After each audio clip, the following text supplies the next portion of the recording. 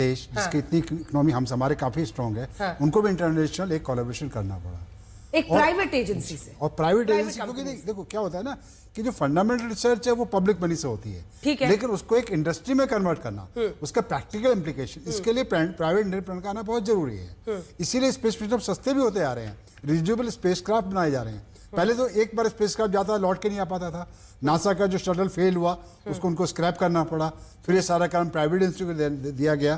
तो ये एक मतलब नेचुरल कन्वर्जन है फ्रॉम ए टोटली मतलब government control space mission to private entrepreneur का उसमें आना।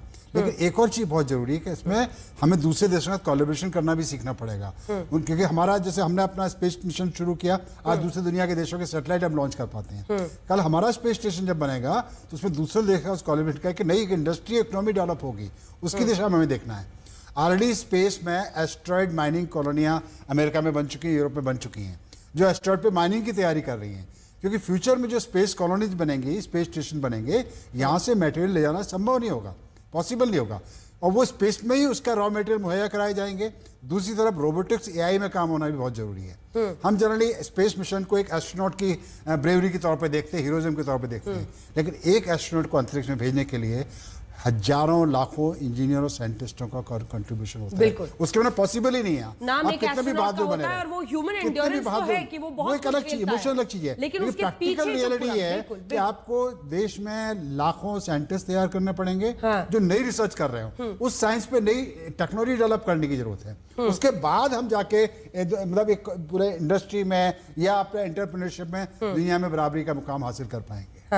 लाइटर नोट पर देखना दिलचस्प होगा कि जो डोनाल्ड ट्रंप और एलॉन मस्क के बीच में इस वक्त मतभेद चल रहे हैं, वरना पहले वो खूब बखान करते थे, अब सफल लैंडिंग के बाद लगता है कि उनकी तरफ से कुछ इस पर कहा नहीं जा रहा है। योगेश्वर कि देखिए, पहली चीज क्या है कि मैं इस चीज को बताना चाहता हूं कि नासा और स्पेस एक्स में क्या आता है। नासा एक बहुत बड़ा ऑर्गेनाइजेशन है और नासा केवल एस्ट्रोनॉट को नहीं भेजता, उसके अलावा बहुत सारे मिशंस करता है, राइट। तो उसमें बहुत सारे मिशंस हैं जिसमें नासा एक ऑर्गेनाइजेशन इन्वॉल्व है, बहुत सारे लोग काम करते हैं। और स्पेस एक्स जो है वो फोकस्ड है, वो फोकस्ड है कि लॉन्च उसको करना है, और इस वजह से एक प्राइवेट ऑर्गेनाइजेशन जो है वो एक सस्टेनेबल वे जो है फाउंड कर सकती है, वो बना सकती है, एक ऐसा रास्ता ढूंढ सकती है जिससे सस्ते में रियूजेबल रॉकेट को यूज करके भेजा जा सके। नासा की जो रॉकेट बनाने की पॉलिसी है या जो मेथड है वो बिल्कुल अलग है। वो बहुत बड़े रॉकेट्स बनाते थे इन मिशन के लिए, तो ये सारी चीजें हमें समझनी पड़ेंगी। और अमेरिका में क्या है कि अगर आप कोई भी चीज अच्छे तरीके से करेंगे तो डेफिनेटली कोई भी एजेंसी उस काम के लिए आपको कॉन्ट्रैक्ट देगी, जो कि स्पेस एक्स को मिला। तीसरी चीज ये है कि स्पेस एक्स ने अपने लिए एक अपॉर्चुनिटी ढूंढी। जब ये कोलंबिया वाला हादसा हुआ, जब नासा ने ये प्रोग्राम बंद कर दिया कि स्पेस शटल अब यूज नहीं होगा, तो सोयूज के जो स्पेसक्राफ्ट है वो यूज होते थे, उसको यूज किया जाता था। तो अमेरिका के पास वो अपर हैंड जो था वो खत्म हो गया था। वहां पे स्पेस एक्स ने अपॉर्चुनिटी देखी कि अब अगर हम रियूजेबल रॉकेट्स यूज करके अगर भेजने लगे, ड्रैगन जैसे हम फाल्कन 9 को यूज कर रहे हैं और ये ड्रैगन क्रू को यूज कर रहे हैं, तो उन्होंने इसको बनाया। और नासा एक ऐसी स्पेस एजेंसी ऑलरेडी उनके पास थी जो उनको कॉन्ट्रैक्ट दी और उन्होंने काम करना शुरू किया।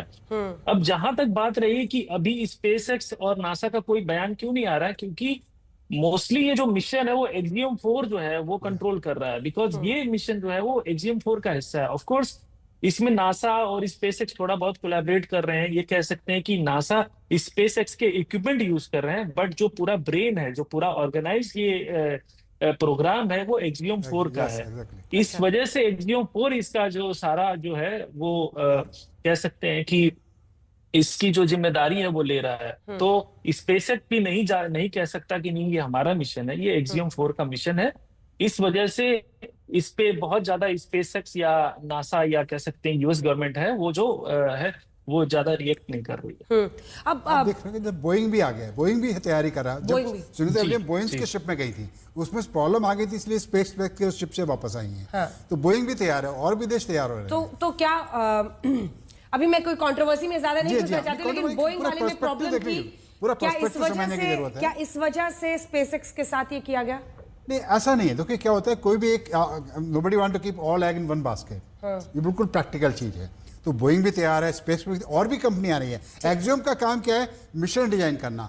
स्पेस का काम है स्पेसशिप प्रोवाइड करना। तो डाइवर्सिफिकेशन भी हो रहा है, सारा काम एक ही कंपनी नहीं करेगी। नासा भी सारा काम एक जगह नहीं होता, अलग अलग उनके ऑर्गेनाइजेशन थे जो अलग अलग काम करते थे। स्पेस में बायोलॉजी की रिसर्च के अलग ऑर्गेनाइजेशन था, स्पेस में लाइफ की रिसर्च के लिए अलग organisation. And we've got our pilot, Shubhanshu Shukla, as our second crew member exiting the spacecraft. And some big smiles, as you said. India reached Uznański Wisniewski of Poland. Suave is all smiles for this, which I love to see.